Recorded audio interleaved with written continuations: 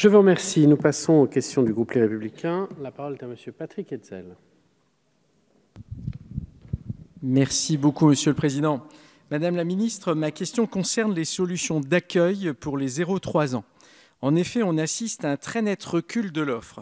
À la suite de la réforme du gouvernement précédent, les bénéficiaires du congé parental ont diminué de 2012 à 2017 de 213 250, selon les chiffres du rapport des comptes de la sécurité sociale pour l'année 2018.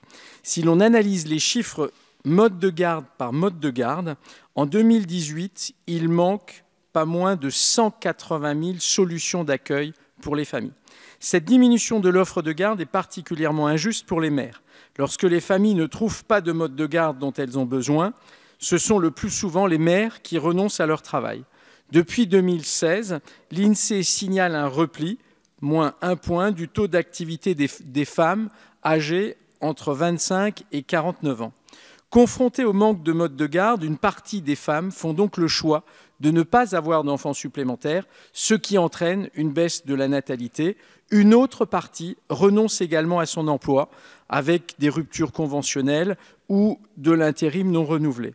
Aussi, Madame la Ministre, je voudrais vous interroger sur l'efficacité de l'offre de garde aujourd'hui disponible pour nos familles. La politique du tout crèche est particulièrement coûteuse puisque c'est le mode de garde qui coûte, on le sait, le plus cher aux finances publiques et aux collectivités. Votre politique actuellement fait disparaître des modes de garde moins coûteux et qui pourtant maillent bien le territoire. C'est en particulier le cas pour les assistantes maternelles.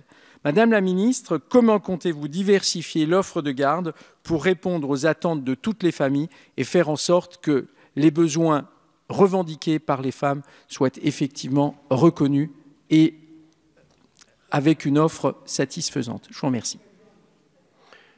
Merci. Madame la Ministre. Monsieur le Président, Monsieur le député, vous parlez en effet de les conditions des modes de garde et des modes de garde portés par les politiques locales. Permettez-moi de vous donner 2 chiffres. 2013-2017, plus de 30 000 places de crèche ont été créées sur cette période-là et portées par les collectivités locales. Dans le cadre de la stratégie, pour 2018-2022, nous avons plus de 30 000 places également de crèches et 300 crèches à vocation d'insertion professionnelle à labelliser justement pour répondre à la problématique du mode de garde et de concilier vie familiale, vie professionnelle. Nous avons également, dans le cadre de la stratégie, le financement de 1000 équivalents temps plein pour les relais assistantes maternelles, comme je l'ai précisé tout à l'heure, de façon à favoriser soit l'accueil collectif, soit l'accueil individuel et le tiers payant qui arrive avec une mise en place à la fin du premier semestre 2019 va permettre aux familles d'avoir ce choix et éviter pour les familles qui préfèrent l'individuel d'avoir l'avance de frais à faire concernant le complément mode de garde. Concernant ce dernier, le complément mode de garde a été augmenté de 30% pour les familles monoparentales et le sera également pour les familles dont les enfants ont une situation de handicap.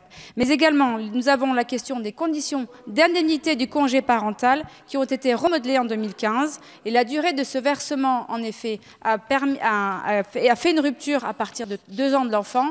Une étude auprès de l'IGAS est en cours justement pour faire évoluer et avoir les bonnes interrogations sur le congé parental, permettre à la famille de concilier sa vie professionnelle et sa vie familiale est un enjeu important. Je vous remercie. Je vous remercie.